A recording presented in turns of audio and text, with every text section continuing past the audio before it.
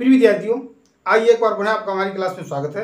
और आज हम जो अध्ययन करेंगे वो हमारा टॉपिक है एनसीईआरटी की 10th क्लास की मैथमेटिक्स के चौथा चैप्टर अर्थात क्वाड्रेटिक इक्वेशन या द्विघात समीकरण। तो आज हम द्विघात समीकरण क्या होता है सिर्फ उसके बारे में ही जानेंगे और इसकी जो संबंधित समस्याएं हैं उनको हल करने के लिए हम इनकी एक्सरसाइजों के साथ समझेंगे। तो आज हम सिर्फ जानते हैं कि द्विघात समीकरण क्या होता है। तो द्विघात समीकरण को जानने से पहले आप 9th क्लास में पढ़ चुके हो बहुपद अर्थात पॉलिनोमियल्स।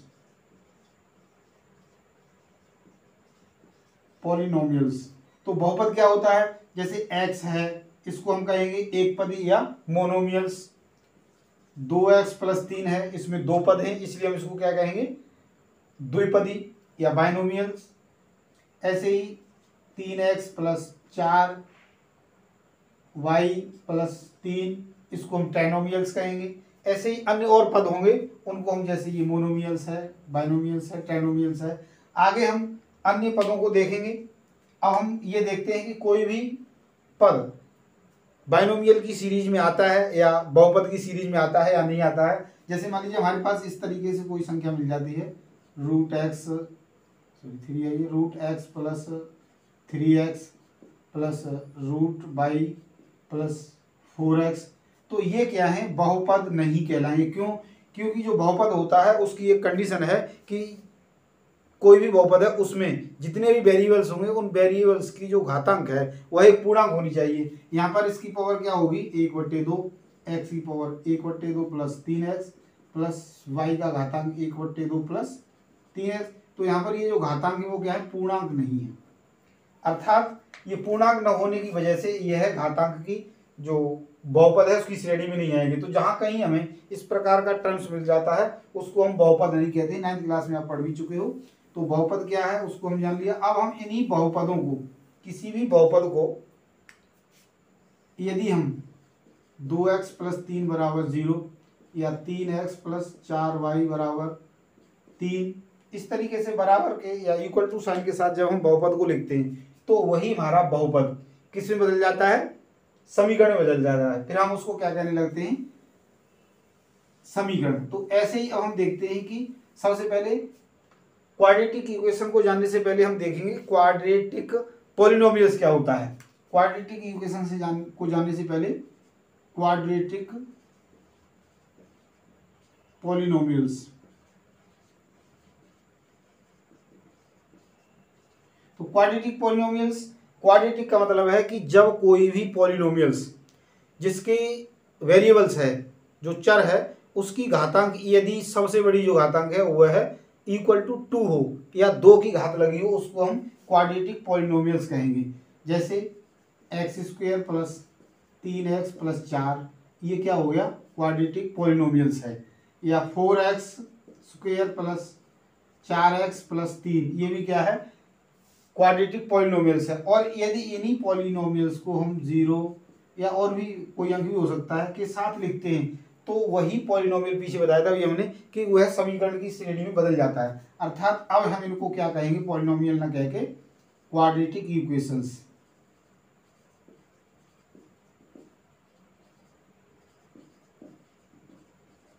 अब ये क्वाड्रेटिक इक्वेशंस हो गए।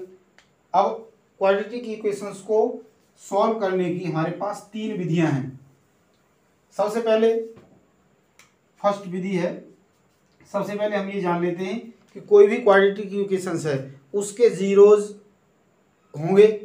वैसे तो सभी के जीरोज होते हैं लेकिन यहाँ पर रियल जीरोज होंगे या इमेजिनरी जीरोज होंगे या किस कंडीशन में होंगे। तो इससे पहले हम ये देख लेते हैं कि standard form of quadratic equations, मानक द्विघात समीकरण।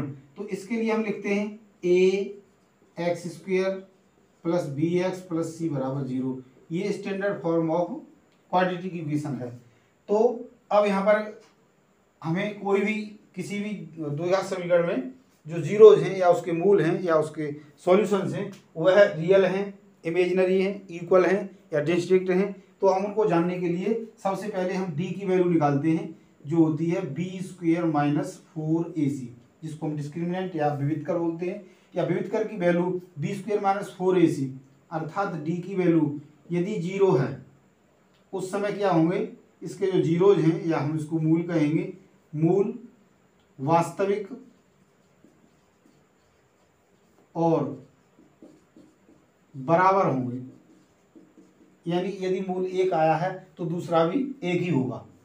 और यदि डी की वैल्यू इज ग्रेटर देन 0 है, अर्थात प्लस में आए, तो मूल क्या होंगे, वास्तविक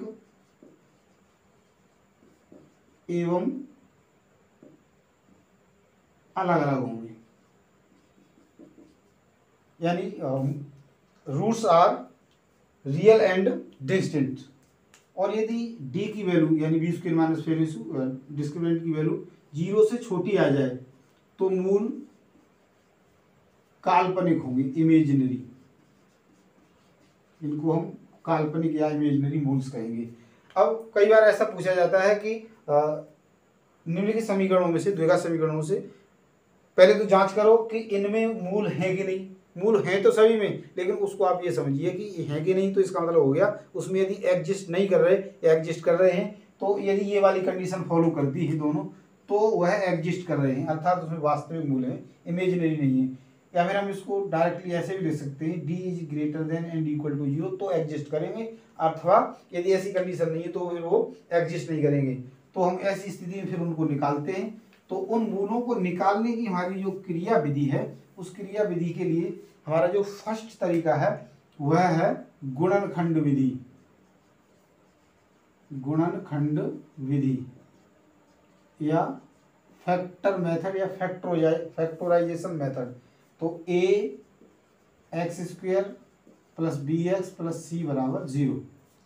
फैक्टोराइजेशन मेथड में हम क्या करते हैं, सबसे फर्स्ट स्टेप होता है कि हम a और c का गुणा करते हैं, जो पॉजिटिव भी हो सकता है और नेगेटिव भी हो सकता है। यदि पॉजिटिव है, यदि a और c का मल्टीप्लिकेशन पॉजिटिव है, तो इस मल्टीप्लिकेशन के हम ऐसे फैक्टर करेंगे कि वह उनके फैक्टरों का जो पॉजिटिव है तो sum equal to middle term का कोफिशिएंट्स आ जाए, और यदि नेगेटिव है तो उसके डिफरेंस का, तो उनका जो डिफरेंस है वो मिडिल टर्म के कोफिशिएंट्स के बराबर आ जाए। इसको विस्तार से हम समझेंगे जब हम उसमें एक्सरसाइज में जाएंगे। तो सेकंड जो विधि है उसको हम देखते हैं, वो क्या है, इसको हम श्रीधराचार्य विधि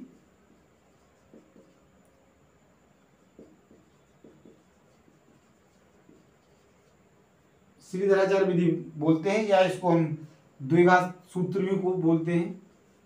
द्विघात सूत्र, quadratic formula, x equal to minus B plus minus root of B square minus 4ac upon 2a।